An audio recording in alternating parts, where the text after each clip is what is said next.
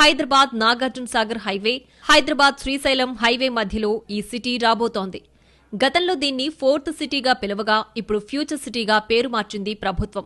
హైదరాబాద్, సికింద్రాబాద్ పాత నగరాలు కాగా సైబరాబాద్ ఐటీ హబ్ అయింది. ఇక ఫ్యూచర్ సిటీ ప్రత్యేకత ఏంటంటే ఇది ప్లాన్ ప్రకారం తయారయ్యే నగరం. వివిధ జోన్లుగా విభజించి ఏ ప్రాంతంలో ఏ ఉండాలి, ఎక్కడ ఏ ఇండస్ట్రీలుండాలి, ఎక్కడ ఎడ్యుకేషన్, స్పోర్ట్స్ హబ్బులుండాలనేవి ప్రణాళిక ప్రకారం రూపొందుతాయి.